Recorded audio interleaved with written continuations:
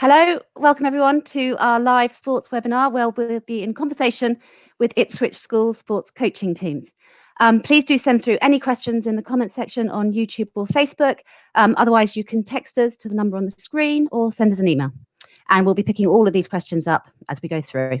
The session will be recorded and available to view afterwards on YouTube and Facebook. And a reminder that we are also running virtual tours if anyone wants to see the school afterwards during the next few weeks. So we'll start by talking to our hockey coaches, and then I'll introduce the rugby coaches at 10:30. And we'll hand over to Ben shortly, but before I do so, congratulations, Ben, for Ipswich School being shortlisted for Sporting Achievement in the Independent School of the Year Awards. Very well done. Massive congratulations to all of the team.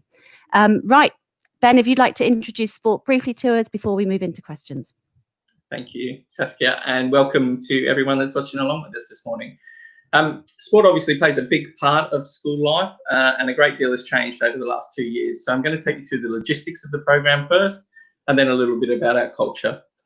We offer a broad range of teams for pupils to compete in their focus sport. We attempt to offer your child a minimum of 3 opportunities a week in their favoured focus sport. There are multiple sports afternoons inside school hours, as well as after-school training and clubs every day of the week. We have a professional and high-level staff, including former international sportsmen and women, with junior and senior representation, current national level coaches, and above all else, an enthusiastic and passionate staff. Culturally, we believe in the value of sport to teach life lessons, and that this can only be taught by challenging ourselves at the highest level. We aim to instill a love of the school and a love of the sport, and a desire to push yourself no matter what the odds are against you. And above all else, we just hope that your children love playing what they play, and they love being a part of Ipswich School. So thank you, Saskia. Lovely. And let's introduce our hockey coaches. Let's bring in Ali Addison, who is our head of hockey, and also the under 18 England boys team head coach. And let's bring in Poppy Martin. Hi, Poppy, who is our head of girls hockey. And let me get this right, Poppy, you are also youngest coach on the England Hockey Dice program. Well done. Right, well, my first question is actually for Ben. It's very topical, and it's got 2 parts to it. How did the school provide sport under lockdown? And come September, what will happen? I've got a crystal ball for September. Under lockdown, what we tried to do was react immediately by creating an online platform for the children to view skills videos, yoga videos, Pilates videos. So it was key to us that lockdown wasn't something that was going to be just something we had to survive. It was going to be something that we wanted to achieve and get better through. So Ali and the hockey team, as well as the other sports, worked very hard on creating a video library for the pupils. Sorry. Once we created the library, we started to release them on a weekly basis. When we were able to, we created partnership with our sports partnership companies, and we released Hockey Program. And we're about to release rugby and hockey for the school holidays, as well as netball. So we got them back on the pitch as quickly as we could, as it was legally able to. We tried to stay in touch with them online, and we've run HIIT sessions, Pilates sessions, and as much as we could possibly do online. We've done it well. When I started out, it was a grander vision, I'm sure, but as all things are in reality, they get a little bit harder. And I think the pupils have been absolutely fantastic through it. One of the highlights of my week has been the first 11 girls hockey HIIT sessions, which have been highly enjoyable. For September, I think the way things are going, we'll be relatively close to being able to train in a normal situation, but fixtures will probably be out. But we are adaptable and we are agile about what we're going to do. We have plans in place, and there's plans for solution A, solution B, and solution C, depending on where we are with the government. But I believe that your children will be playing sport come September in game sessions and sports sessions. Brilliant. Okay, I've got a question now for the hockey coaches specifically. This is, I'll start with you, Poppy. How do you support players with ambitions in elite hockey? So I think me and Ali both have a fair bit of experience in elite programs. So I worked at Repton and at Loughborough before, and in the England hockey program. And within that, kind of, we know what the demands are in terms of playing in the pathway and playing at an elite level. So we kind of use that knowledge to create a holistic program for all of our pupils, which involves analysis, S&C sessions, so strength and conditioning, nutritional stuff, and one-to-one hockey sessions, so they can book in a free, come down and kind of have a one-to-one with one of our coaches. And in everything we do, it's evidence-based and it's supported by experienced staff. So we've got a new guy coming in for strength and conditioning this year who's been at Exeter University and worked in schools, and he's amazing, and he's just going to add something extra to the program, I think. Yeah. That's really interesting. I saw your tweet online from Hannah Martin about she joined the girls for some, was it strength and conditioning? Yeah, so that's something we've been running over the last term during lockdown we've been running it for all the teams, but the first 11 girls had Hannah Martin in, who's an old Ipswich pupil, and she did an online HIIT session with them, and then we had a big Q&A at the end, and the girls absolutely loved it, just kind of hearing her experiences in S&C and in her elite program. It was great. But yeah, we've been doing loads with the first team girls, kind of on a weekly basis, a couple of things a week. So they're really interacting with it, which is amazing. That's great. Yeah, I noted Hannah said that she couldn't believe the fitness levels of the girls. So really well done. Ali, so as I mentioned, you're head coach for the under-18 England boys team. What benefits do you see that bringing to Ipswich school hockey players and the programme itself?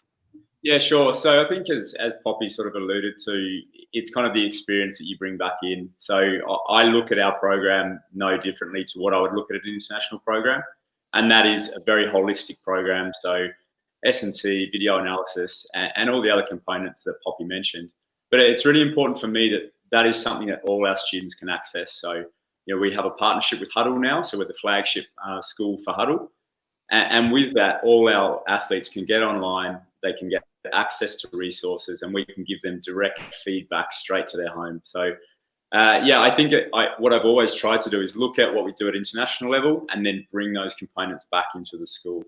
But I think, the experience is a big part. It's not just England, it's more about the experiences that you have in your coaching journey. So I grew up in Australia. I coached at a high level in Australia, Ireland, the UK, and also New Zealand. So it's kind of taking the best bits from all those environments that you work in and trying to mold it into something really special. When I first moved to the UK, it was 4 years ago now, I started working at Durham University, and I was there for 2 years. So, taking that experience of that transition from school to university, that high level elite university program, and trying to bring that back into our school environment so our students understand what it feels like to transition from school to university. And for me, working in the Welsh program before I moved across to England and working with the under-18 girls the year before, it's all those little moments that you take all the best bits and you merge it into the program that you run in school. And I think that's been really, really beneficial. And, something for me that I've really tried to do with our coaching staff now is look for coaches who have different experiences. So, I don't want a whole bunch of clones coming in. I don't want a whole bunch of yes people coming in and doing everything that I say. What I want is people who have had different experiences and different knowledge and bringing that back in. And, Poppy coming in for us is absolutely brilliant because she's worked in, top level private school sport. She's working in the England system, so she has a really good understanding of that. We've also got Maddie Newland coming in to work with us. So she's a former Ipswichian, but also played England under 21s. She's played in Australia. She's played in Spain. So she's got all those different experiences that she can add to our program.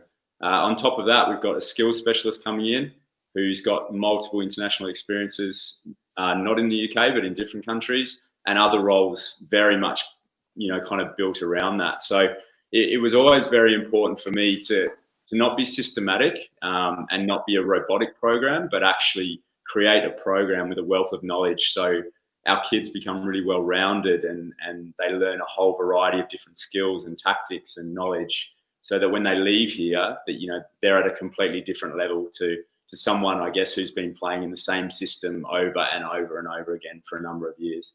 And that's been really important to us. That's really interesting. So I'm hearing that it's a really holistic experience, that you're bringing in lots of experience internationally as well as nationally at the highest level. Do you think that gives the students skills beyond hockey?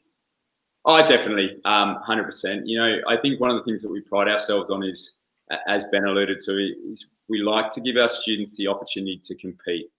And, you know, if we don't win, that's absolutely fine. It's not about winning at all costs. It's about doing your best and trying your hardest to perform, you know, and going out and playing with absolute pride for the school. And we really value that. And we just kind of feel that, you know, sport creates so many valuable life lessons. You know, in defeat, you learn resilience and you learn to bounce back and you come back stronger. In victory, you learn to be humble and you get to enjoy those successes. But that's one of the amazing things about sport is when you have the opportunity to compete and do your best, you know, you learn to put it all out on the field and leave it out there and do everything that you can to try and perform at your best. And then you learn the lessons from it. And when they leave school, when they go to university or go for a job interview and those kind of things, they've developed those skill sets that will help them get through those experiences. And I very much view that as our job. Our job is to guide the students through those different experiences that they have to help prepare them for life, you know, both during school and after school as well. That's great. Thank you. Ben, did you want to add to that? Yeah, I think it's important to say one of the things we are is honest and as honest as we can be. So we wouldn't shy away from the fact that we enjoy winning and hopefully as much as the pupils enjoy winning. But saying that you gain valuable life lessons from sport is easy. Anyone can say that, and I'm sure that all programs will say across the country, sport is about life lessons, sport is about life lessons. It's not as simple as that, because actually creating a life lesson is harder than just saying, there you go, play a game of hockey, there's a life lesson afterwards. It's about the challenges that you set and the value that you put on the pupils and every team in the school. So what Ali's talked about there is exactly right for the first team, as it is for the 13Ds and the 12Ds. And what many people don't know is that Ali and Jordan have spent this season working with 12D teams, they've worked with 13D teams. And one of the key aspects of this is that we want all pupils at Ipswich School to have that desire to win, and we want all pupils at Ipswich School to learn those life lessons. And we can only learn that by making life difficult for them at times, not in training so much, but in competition. So we play a difficult fixtures card, and we're not afraid to take on anyone, and we're not afraid to lose. It's important to I probably think a fear of failure is worse than anything else. So what we try to take away is the concept that failure is a bad thing. Failure is a life lesson, and again, that's easy to say, but because of the quality of coaches I have, what I say is actually delivered on the ground. So they care and they're exceptionally passionate. So we're very fortunate, particularly with the model that we'll have in place next year, to have coaches that can make our words come to life and can make the children's experience as exciting as we say it will be. That's really interesting. And you have really high participation rates, and that's one of your goals, isn't it? Yeah, so again, participation is really easy where it's compulsory. So a lot of schools will have compulsory participation in lower age groups, where we'd like to think that we're successful is by the time we come to year 10, the pupils have bought into the program, they've bought into the culture, and they don't just love playing sport, but they love playing for the school. So our new structure and new model is very much designed around that cultural aspect more than it is around the skill-based aspects. We've got to get the right personalities in place, as well as have these amazing skill levels. And when we get those right personalities in place, then the entire body, and that stems from the catering staff, who are lovely up at Rushmere every Saturday for us, and give Ali and I extra food after they're all gone, to the ground staff. I mean, our ground staff are absolutely amazing, and they care passionately about what they do, which you can see on our school field. So it's not just one person, it's not just one coach. It's everybody that buys into the culture and everybody that creates this. And we've worked very hard on that. If we've made any improvements in the last 2 years, it's in that. And that is what has impacted the pupils. And the pupils have been absolutely fantastic, and so have the parents. Brilliant. I've got a really specific question for you now. It's about the levels required for sports scholarship, how many sports are needed. I'll ping up the slide, and if you could just talk us through that. So we have some objective levels, but in reality, all scholarship processes are subjective, unfortunately. So there will be difference of opinion between a parent and us at times. But we try to be open and honest about this as well. So as a base level for scholarship, you're looking at county representation. And as a general rule, we're looking at the higher end scholar is in Saints or Saracens Academy. They're at PC. They're at the EPP for county cricket, and they're above a county level, the regional level for netball. Obviously, at the lower age groups, this isn't as easy as that. We can't hit those objective levels, so it's based on our subjective opinion of whether they'll achieve those grades or those levels or not. Lovely, thank you very much. I've got a question now that's just come through. I don't know who wants to take this. Ben, maybe you can decide. What about the new year sevens from state primaries who maybe haven't done as much hockey and just starting out on their hockey journey? How would you support them? Yeah, I definitely think Ali, we'll have something to say about that. Yeah, sure. So I think you spoke about this before, but I spend a lot of time actually working with the lower level teams, and that's something that's really, really important for me. Yes, I work with the first teams, but also with every opportunity I get, I go down and work with, C teams, D teams, and those kind of things. And this year with the new staff we've got coming in, and the structure that we have is actually for our under 12s and under 13s, I'll be running D teams. So I get to spend time, working with kids who maybe have never picked up a stick before. But, I absolutely love that. I get just as much joy from working with those kids that I do working with internationals. It's really fun to see them grow and develop. So that's one thing that's really, really important for me, that our staff work across all the pupils and that our pupils get access to the highest quality of staffing, no matter what their level is. We put on after-school academies, we put on open clubs, we offer one-to-one sessions, and these are all things that we offer for free. It's not external. You don't have to pay for it. It's a part of being an Ipswich Schools sports student. So we're really proud of what we can offer our students, and we're really proud that it's not just about the elite and it's not just about participation. It's about catering for everyone. Lovely. Thanks very much. Ben, did you want to add to that? Yeah, so I'm going to bring Poppy in a second, because something that I talked to Poppy in depth about. Poppy has obviously just been appointed to the school, but on interview was her concept of training and what makes a good training session. So I'm going to get Poppy to talk about what her type of training is and why that would suit to a new non-hockey playing pupils. So Poppy? Yeah, so I think the major thing for me with those people coming in is that it's really fun and really engaging, and they immediately want to be there. And we want those pupils that have never played before to end up in the first team. That's the goal for them all, to have that opportunity, and they will 100% get that opportunity. And then it's just about providing, as Ben said, excellent coaching through every single team. And excellent looks completely different depending on the age and the level of the children. So what I would do with the first team would be completely different to what I would do when I'm coaching the under 12Cs. They'll be very, very small games based, and it'll be getting lots of touches, and it'll look very much like the game, and it'll be competitive.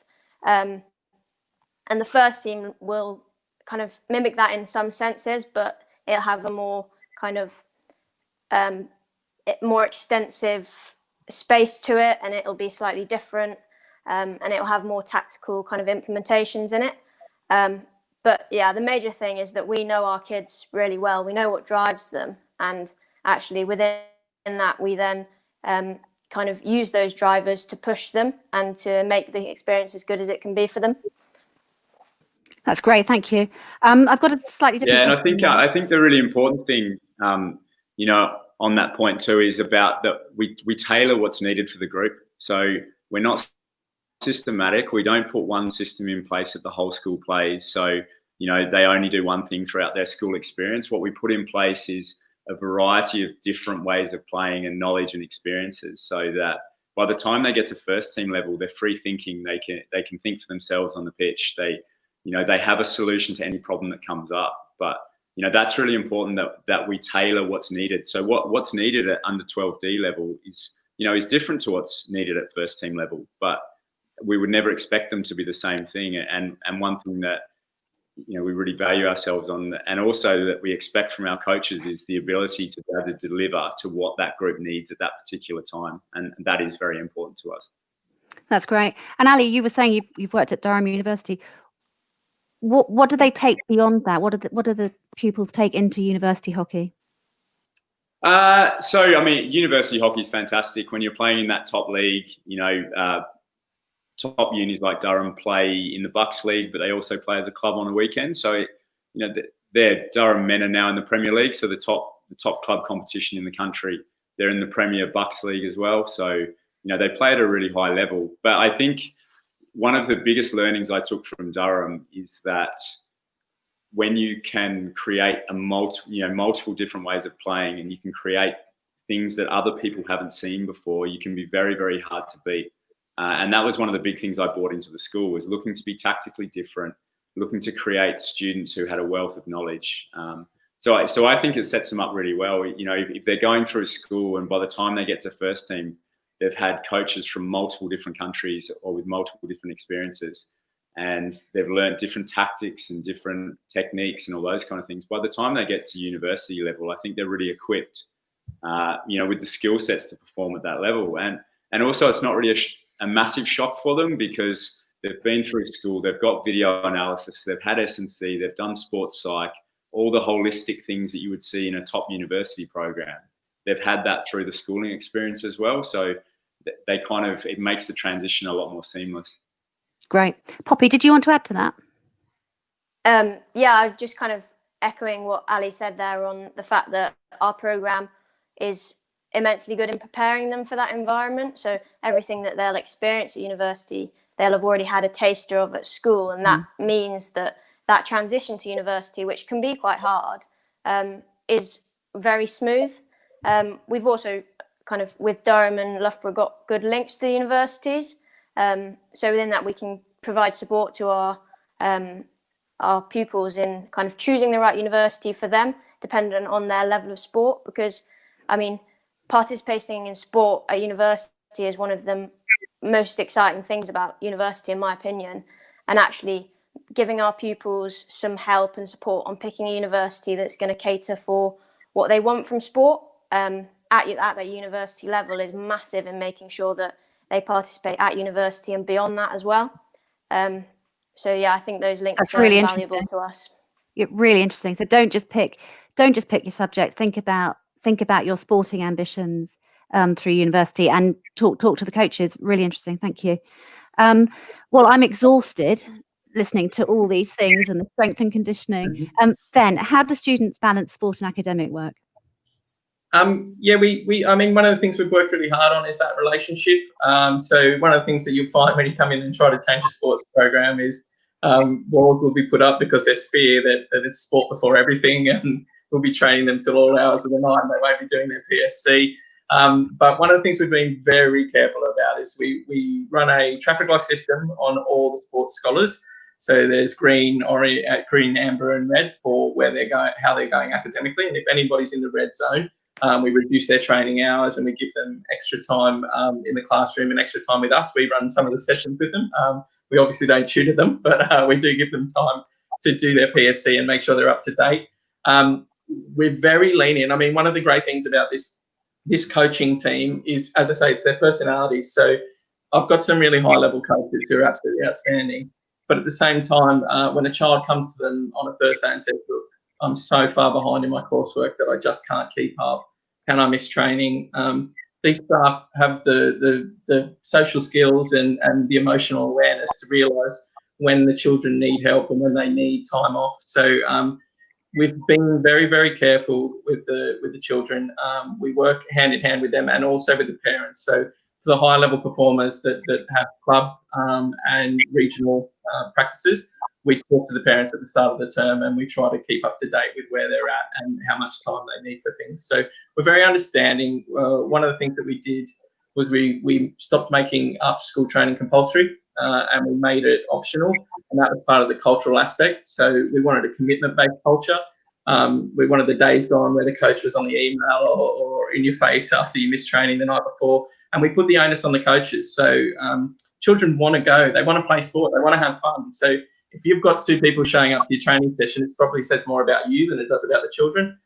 So turning that onus around, taking off the children, taking off the parents and putting on the coaches had a great impact, and it's been nothing but positive, but particularly because, again, I can't say it enough, the coaching staff are amazing. So we're really fortunate to have them and have done a fantastic job with that. That's great. Thank you. I'm picking up some questions here. Did Ben, did we need to cover more about the one-to-one sessions, Hockey Yeah. Academy? Have we covered that?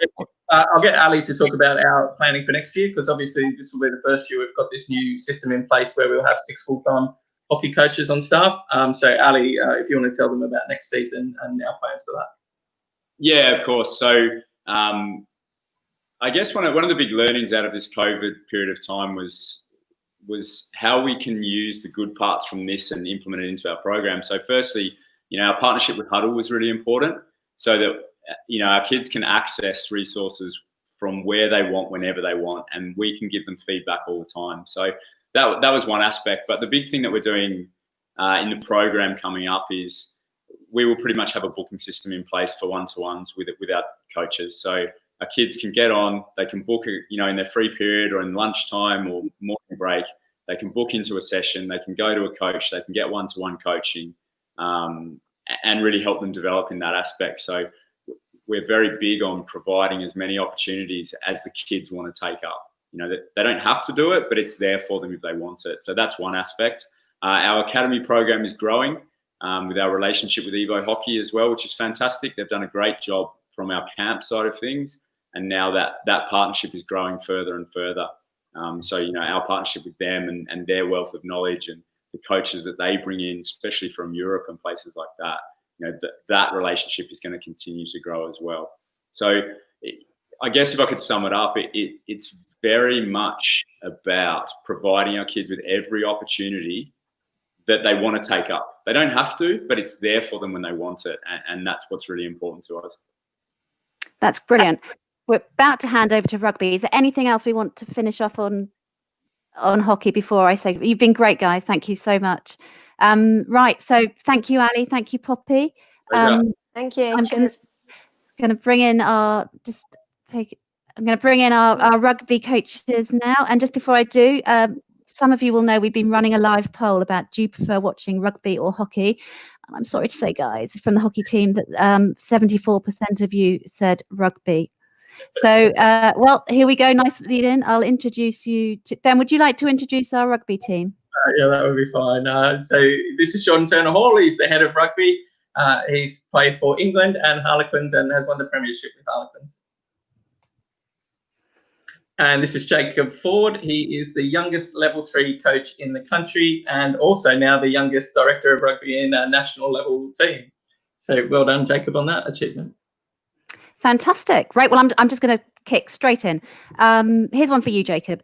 Can you talk us through the rugby program? So I mentioned before that we have really high levels of participation in the younger years, in years 7, 8 and 9.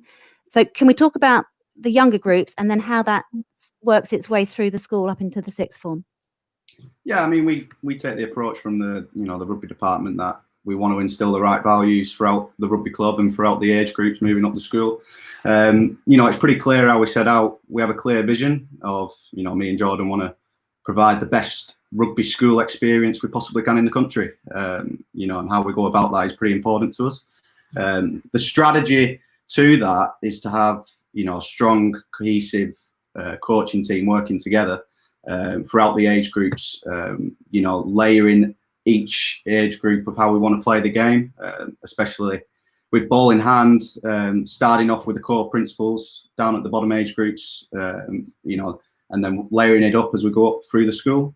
So the messaging is very consistent throughout the coaches, but the level of detail as they go up through the school progressively gets deeper, which is, we feel is the right way to go about things rather than starting fresh each year or starting fresh each age group. We're actually talking to each other as coaches. We're monitoring the progressions of, individual athletes as well as the teams throughout each, whatever level it is from the A's to the D's teams and the under 12s. So that's how we want to go about it. And, like you said, we have very high participation levels in the younger age groups, just from the way we go about coaching at that age, making it enjoyable, getting them engaged through, for the game, getting them playing lots of games and getting the principles of plays instilled in them without them actually knowing really. And it's a natural progression and it's instilled in them naturally as they go up through the school. And, we pride ourselves on instilling good values throughout our, rugby athletes, whatever level they play at throughout the school. We pride ourselves on, having humility, integrity and hard work, and we all try and instill those as coaches.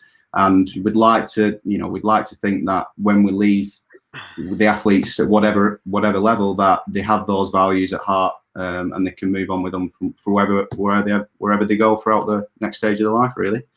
That's great. Thank you very much. Jordan and Jacob, I'll go to you first, Jordan. Can you talk to me a bit more about the Elite Coaching Performance Programme? Yeah, no, most definitely. So yeah, basically, like Jacob said, we try to give everyone the best possible opportunity to learn. With the elite kind of players, we look to work on them more on a one-to-one basis. So we'll have a bit more of a mentoring process, and that's also managing their life around school, as Ben alluded to as well. School does come first within that environment, so we try to support them. We'll book one-on-one sessions with them. We'll go to S&C, we'll do some skills, we'll go through games, we'll make a plan. But it's just giving the lads the best possible situation and support to really help them go on furthering their rugby careers. That's really interesting. So really at that level, it's really about one-to-one mentoring, very knowing the individual and really knowing what works for them. Yeah, I think on that, we know they're a good rugby player, but there is a lot of good rugby players out there, and it's the support network you can provide for those players.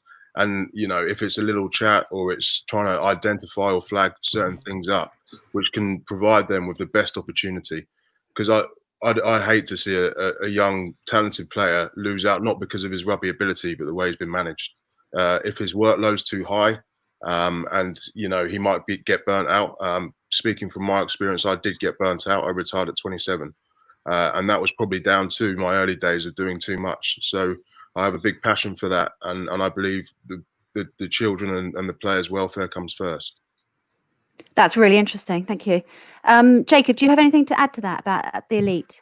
Oh, sorry, Ben does. Yeah. I'm going to go to Ben first and then back to you, Jacob. Sorry. Yeah, I'll go to Jacob in a second because I wanted to ask him a question about it. But so that elite player program, I think Jordan and Jacob are both being relatively modest for the first time I've known them.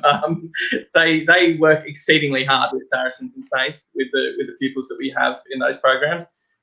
Almost all of our elite level rugby players are in one of those two programs. And these two dedicate a lot of time to working on sessions with Saints, and we work on the Monday evenings for the under 15s and lower down. Jacob's forming relationships with Saracens at the moment, so we work hand in hand with both those bodies.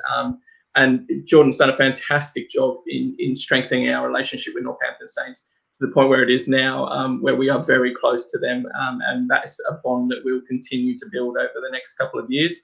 And it's really important to us because, as Jordan talks about, these boys have commitments with Saints, they have commitments with club, and they have commitments with school. So we need to be careful about how we use them and when they're used. So that relationship with Saints is imperative to taking the elite player forward. So I might ask Jacob about a couple of the plans for next year with regards to one-to-ones and positional training. So Jacob. Yeah, next year, obviously, we're going to have more staff within the rugby department. That's something we're going to pride ourselves on. We're going to have,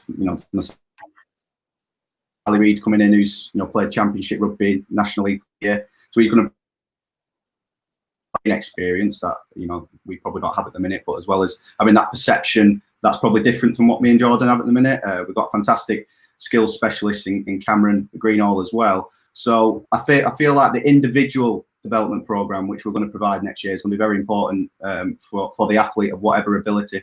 Being able to have access to whatever coach they want to get position-specific training within lunch times or after schools or whenever they can, to make the most of the opportunities that they've got at the school. If that being forward-specific training, or it's going to be skills or backs or half-backs or kicking or whatever it is, they're going to have access to that throughout the day. And it's not just about the team training,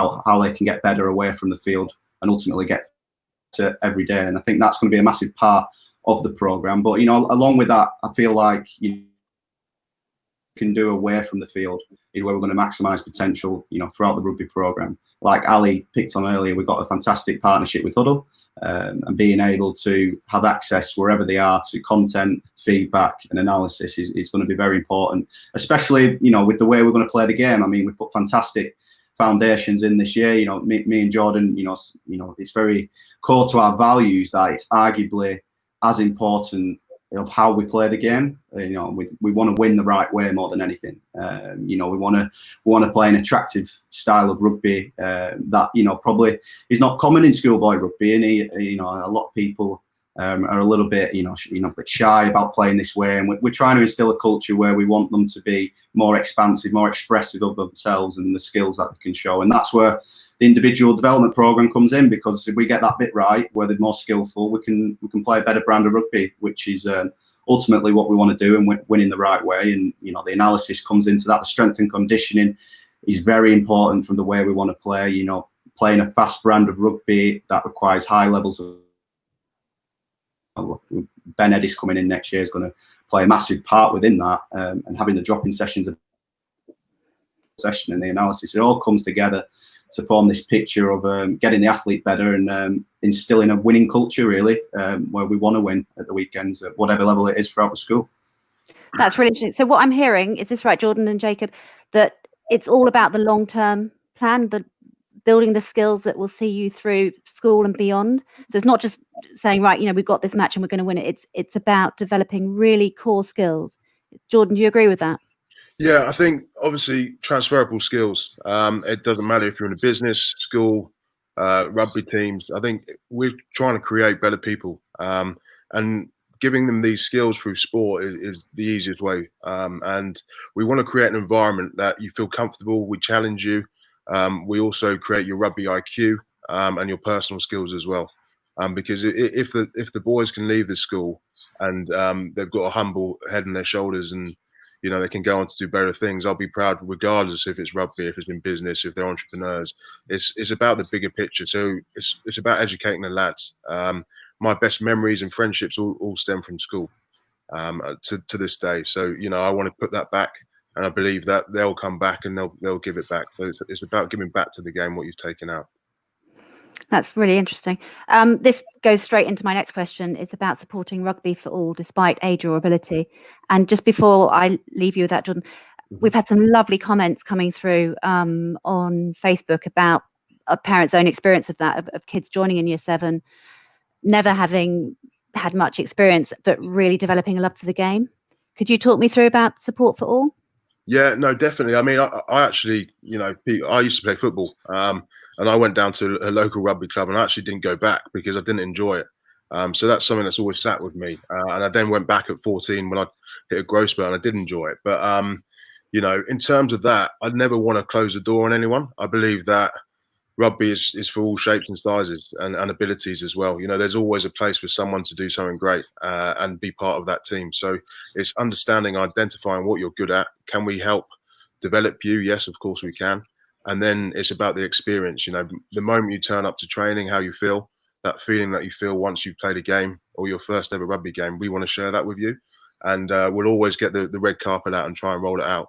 If it's about after match tea, if it's about can we give you a sports drink beforehand, we want to give you the best ever experience. So that's where I come from. I've done a lot of work with disengaged kids in some quite rough schools before I came here. I worked at HITS Foundation up in Brixton. So I do get that, and I always want to see the best in people. Fantastic. Thank you very much. I've got a left field one here for you, Ben. Girls rugby. This probably lends itself to any questions about football as well, to be honest. So we've got a pretty clear plan. We've got a very clear framework for the next few years. Over all of our sports, we have goals about where we'd like to be, and we have things we'd like to achieve. And part of that is about investing in the sports that we focus on, hence termed our focus sports.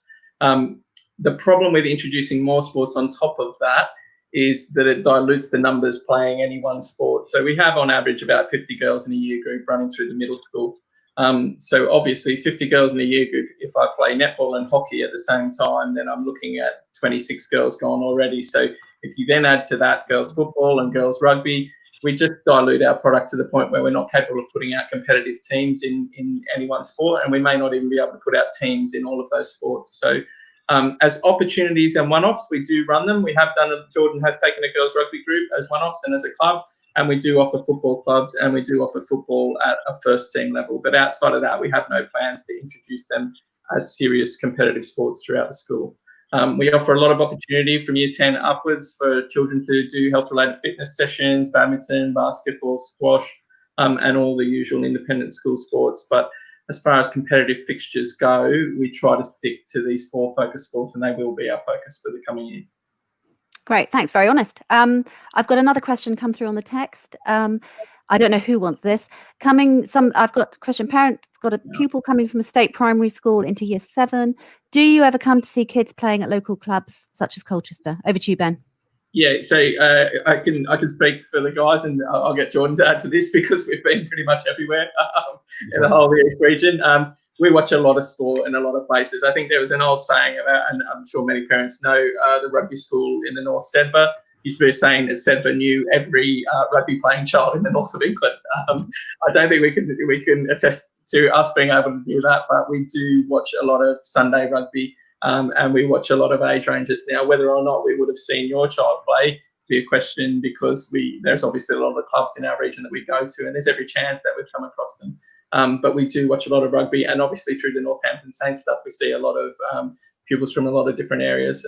And as far as recent recruitment goes, we've had a lot of children move from state schools to us for rugby. So it's a pretty natural progression now for us to have a lot of local state school pupils move to us. So Jordan might want to talk about his experience.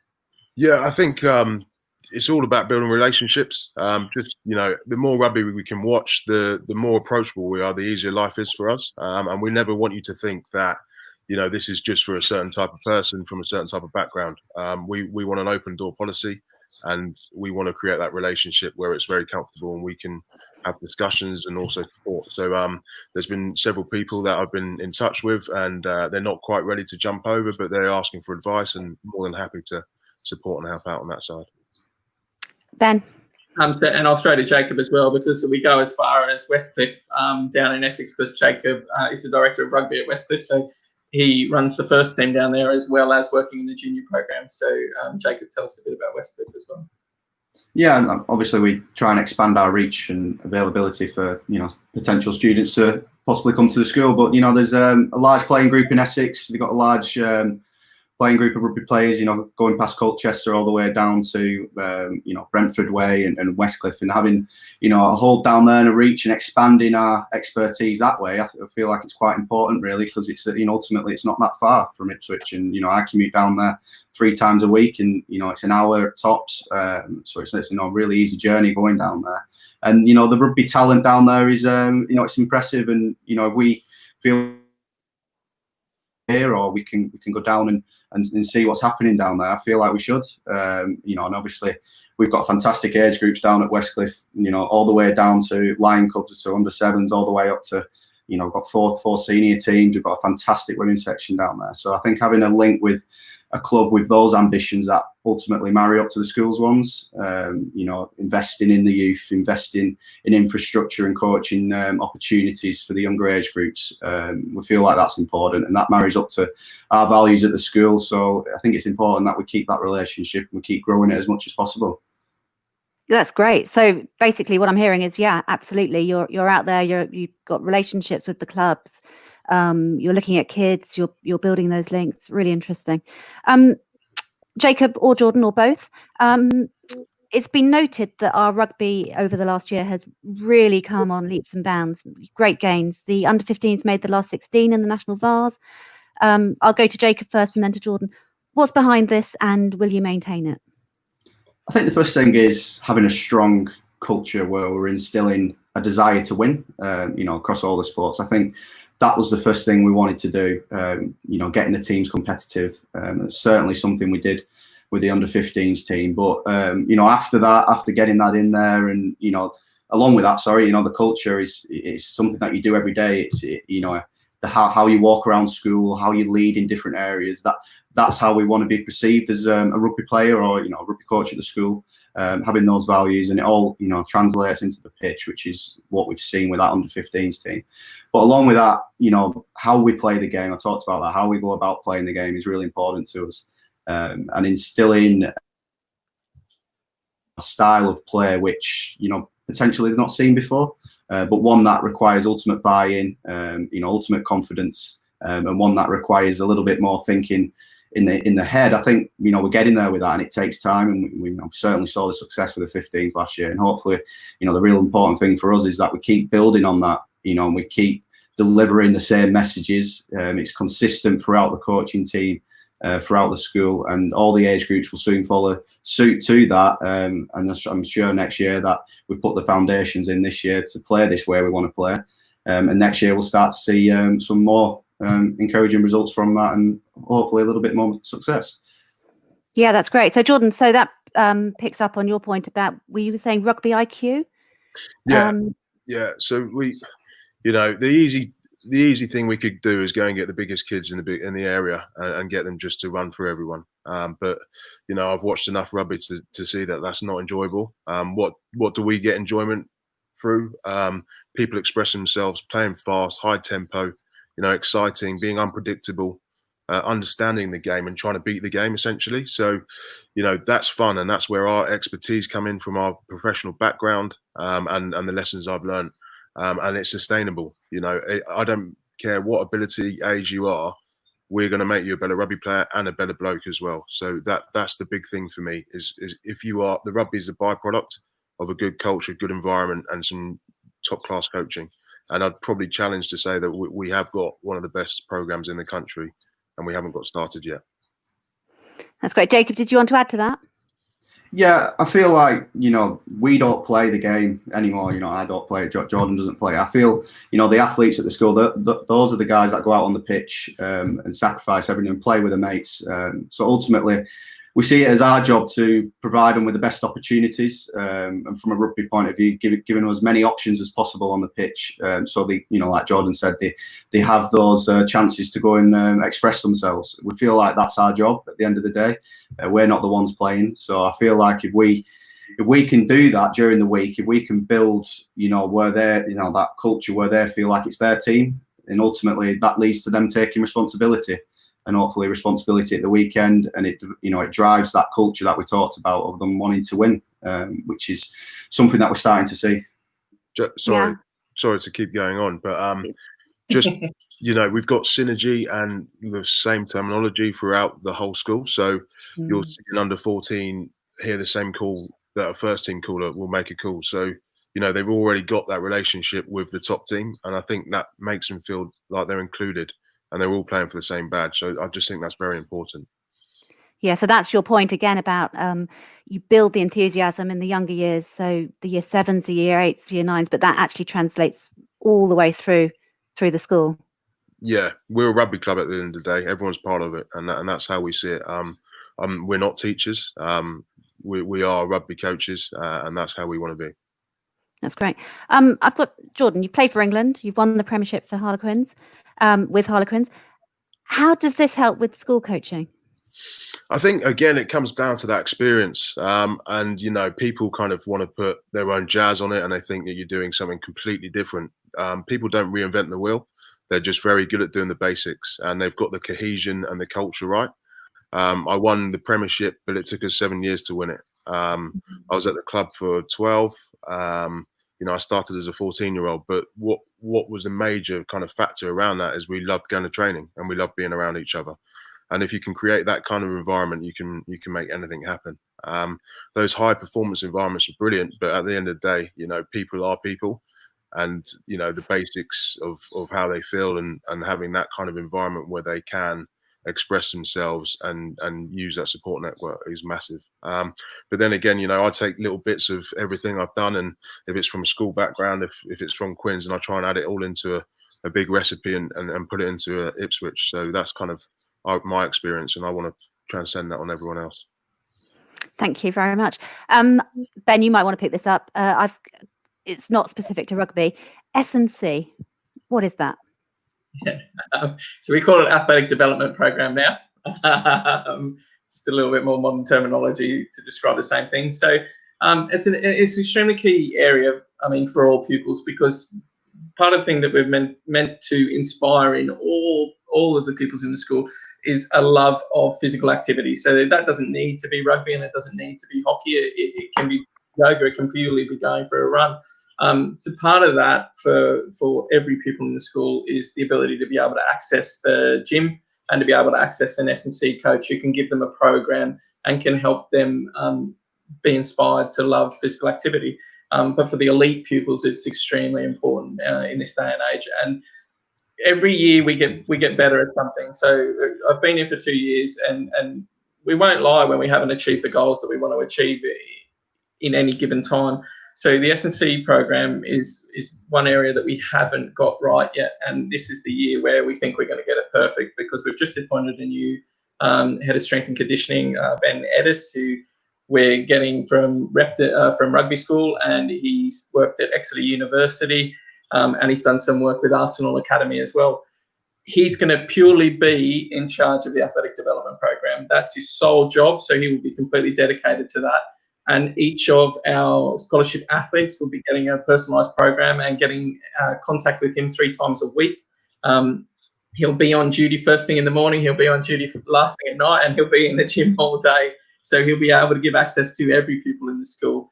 But it's particularly for those key scholarship pupils, this is a new era for us this year, and it's something that we were probably lacking in the past. It's going to be very exciting. And he also has access to 3 interns that he works with. So it's going to be such a strong area for us.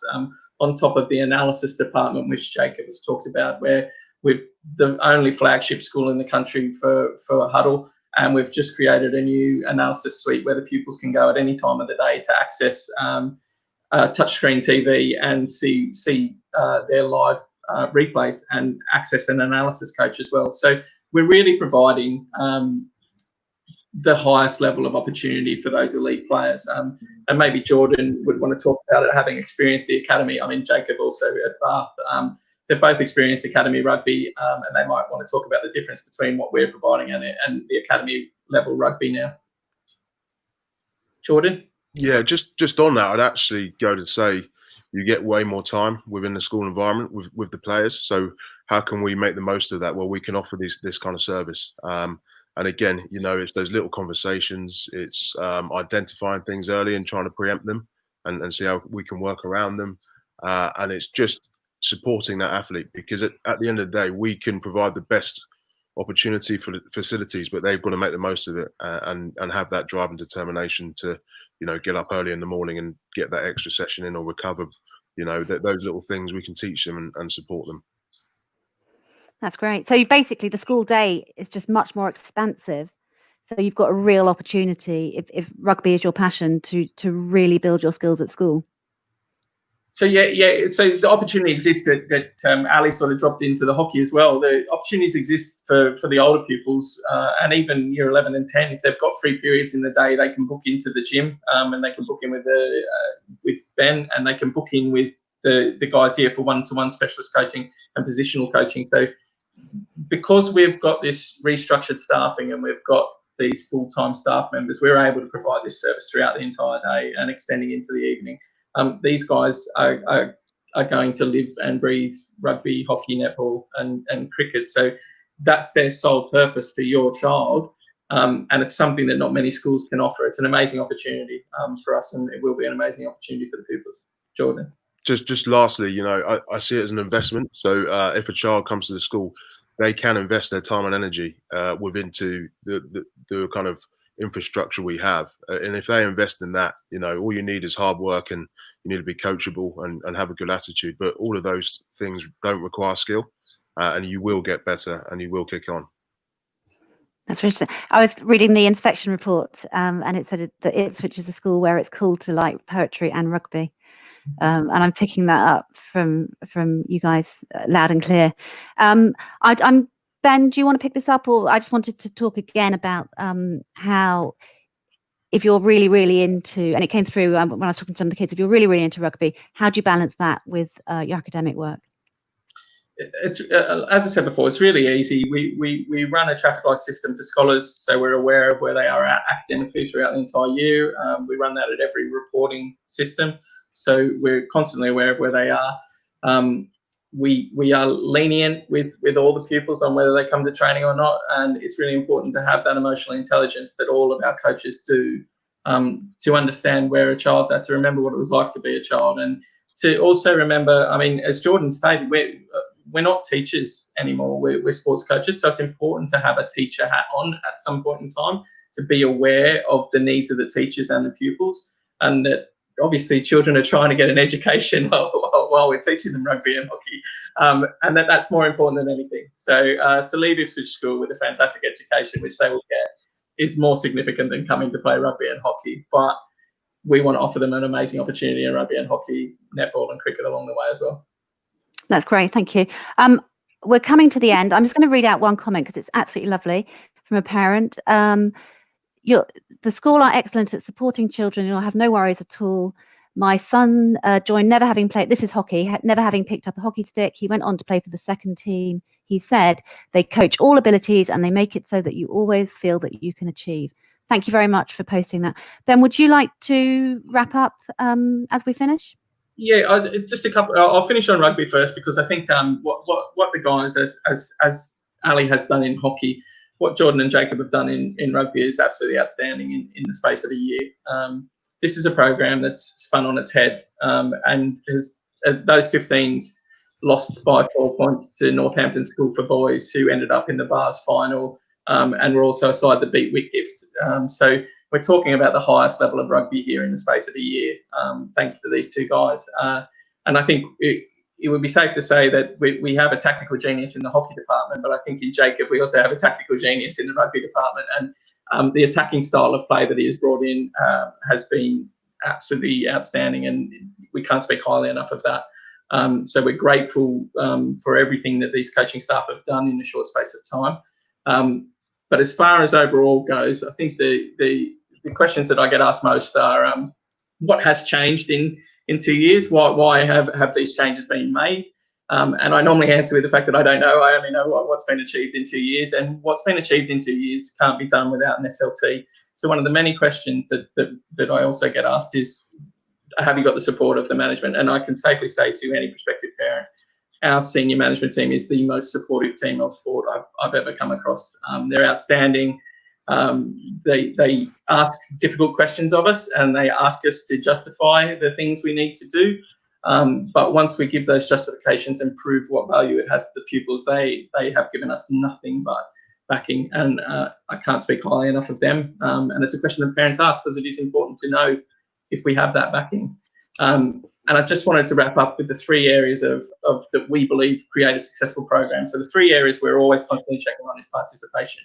And as we said, that's not just about playing in year 7 and 8 and 9. It's about playing for the school in a focused sport all the way through your life at the school and loving that focused sport. And that is our job to inspire that love in your pupils, not your job to make them come to a Saturday fixture.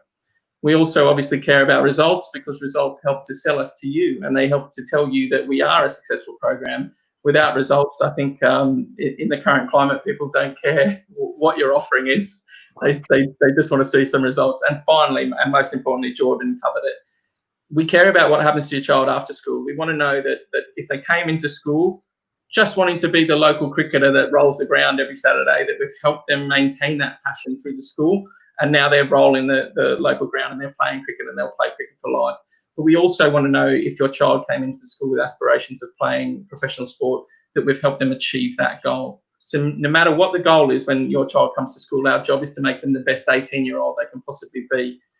We don't want to just use them. Our relationship is a relationship, and relationships are the most important thing to us as a department.